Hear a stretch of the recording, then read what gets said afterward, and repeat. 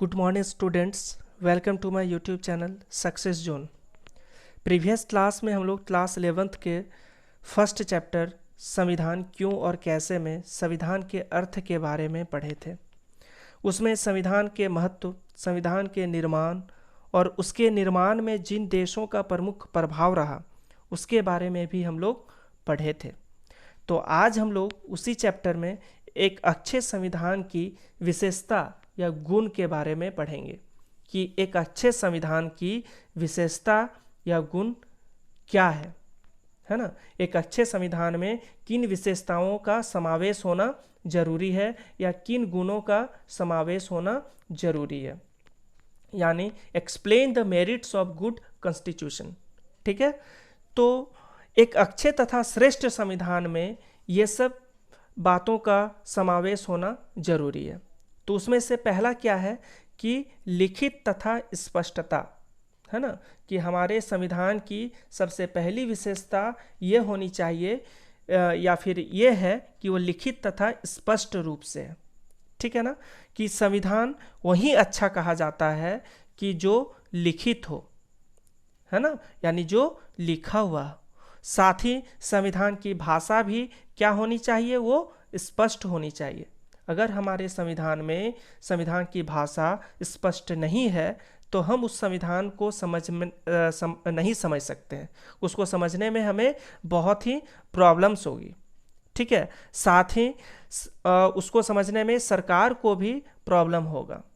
तो संविधान जितना ही स्पष्ट होगा उतना ही सरकार के लिए और हमारे नागरिकों के लिए वो क्या होगा कि आसान होगा कि संविधान को समझना। तो सबसे पहला विशेषता क्या होनी चाहिए कि वो लिखित हो और साथ ही साथ वो क्या हो कि वो जिस भाषा में लिखा गया हो या जिस कानून के बारे में वो कहना चाह रहा हो उसमें स्पष्टता हो। ठीक है, अब हम लोग दूसरा विशेषता के बारे में देखते हैं कि दूसरा क्या है। दूसरा क्या है कि निश्चितता, है ना, कि संविधान की दूसरी विशेषता, एक अच्छे संविधान की दूसरी ये विशेषता होनी चाहिए कि उसमें निश्चितता होनी चाहिए।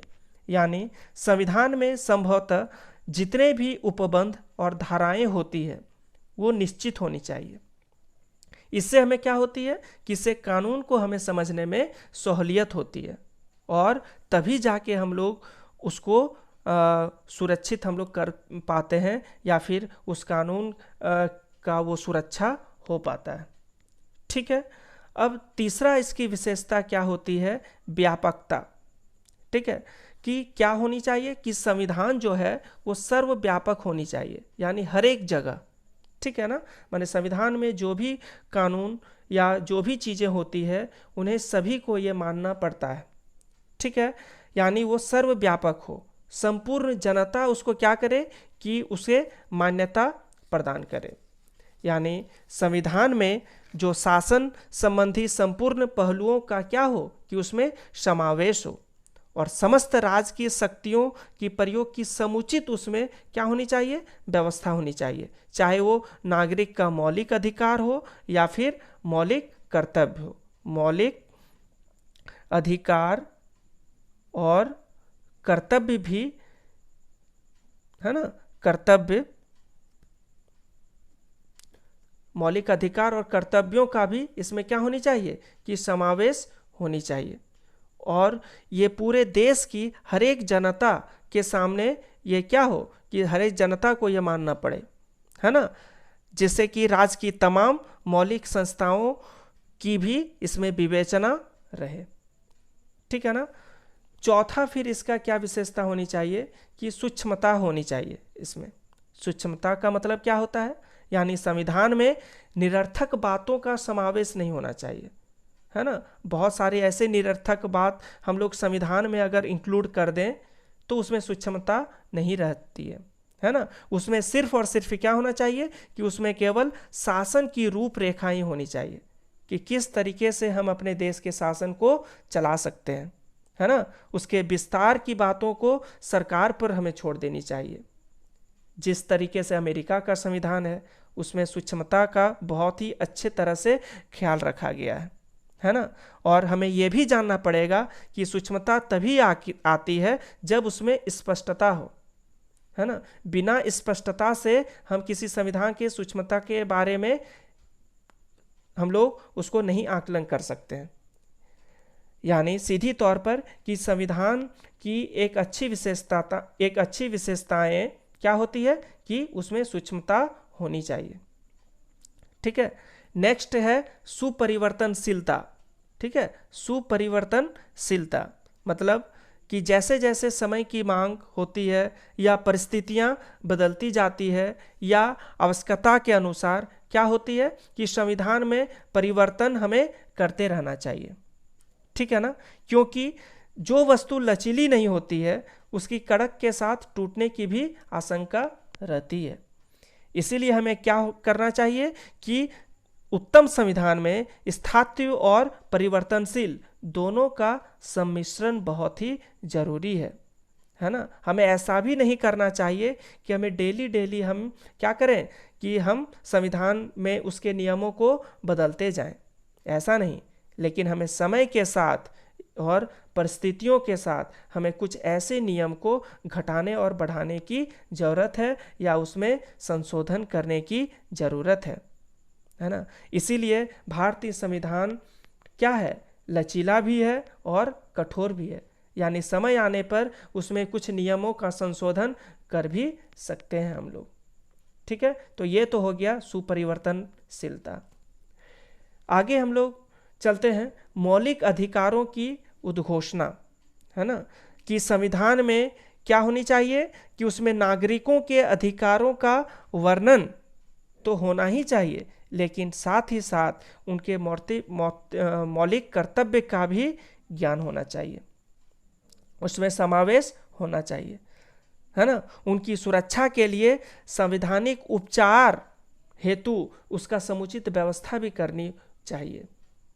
यानी उस ऐसा संविधान जिसमें हमारे मौलिक अधिकार, मौलिक कर्तव्य, है ना, के बारे में वर्णन हो, है ना।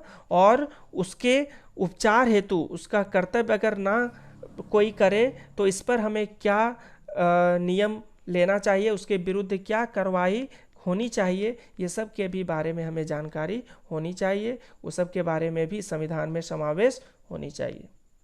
ठीक है, आगे न्यायपालिका की स्वतंत्रता, है ना। न्यायपालिका की स्वतंत्रता क्या है कि न्यायपालिका ही संविधान की व्याख्या करती है ना। न्यायपालिका के ही हमें ये संविधान जो है उसके बारे में व्याख्या करती है, नागरिकों के अधिकार की भी वही रक्षा भी करती है और निष्पक्ष न्याय की भी व्यवस्था यही करती है। इसीलिए हमें क्या चाहिए कि संविधान में उसकी स्वतंत्रता की हमें क्या करनी चाहिए, गारंटी की व्यवस्था करनी चाहिए, क्योंकि न्यायपालिका के बिना हमें यह सब संभव नहीं है। क्योंकि संविधान की पूर्णतः व्याख्या न्यायपालिका करती है, उसके अधिकारों की रक्षा भी करती है ना, और साथ ही साथ वो न्याय भी प्रदान करती है। वो भी कैसा न्याय, निष्पक्ष न्याय। ठीक है, नेक्स्ट हम लोग चलते हैं शासन व्यवस्था का वर्णन। ठीक है, कि शासन की संपूर्ण व्यवस्था का विस्तृत होना ही एक अच्छे संविधान की विशेषता है ना। ताकि क्या हो कि शासन व्यवस्था को एक निश्चित रूप मिल सके। बिना शासन व्यवस्था को एक शासन जैसे कि बिना शासन व्यवस्था का कोई भी संविधान अच्छा नहीं होता है ना। इसीलिए शासन प्रबंधन समिति कोई भी शिकायत हमें संविधान में दर्ज नहीं होनी चाहिए। सिर्फ और सिर्फ किस तरीके से हमारे देश की शासन व्यवस्था सुव्यवस्थित हो, हमें ये वर्णन इस संविधान में होना चाहिए। ठीक है, और लास्ट क्या है कि देश की संस्कृति और परिस्थितियों पर आधारित, यह भी बहुत महत्वपूर्ण है ना, एक अच्छे संविधान की विशेषताओं में। ठीक है, कि इसमें क्या होनी चाहिए कि एक उत्तम संविधान के लिए आवश्यक है क्या कि उसका निर्माण जो हुआ है वो देश की प्राचीन सभ्यता, है ना, वो देश की प्राचीन सभ्यता और संस्कृति और परंपरा, ठीक है ना, पर वर्तमान काल की आर्थिक, सामाजिक और राजनीतिक परिस्थितियों को पूरी तरह से ध्यान में रखकर हमें करनी चाहिए। ठीक है, यही सब तरीके से हम लोग एक संविधान को और ज़्यादा विकसित हम लोग कर सकते हैं और विकासशील हम लोग कर सकते हैं। ठीक है ना। तो ये सब थे कुछ संविधान की विशेषताएं, है ना। आई होप आप सभी को समझ में आ गई होगी, है ना। उसके नेक्स्ट क्लास में हम लोग इसके आगे की चैप्टर को हम लोग पढ़ेंगे और उसके बारे में हम लोग विस्तृत जानकारी लेंगे। Thank you.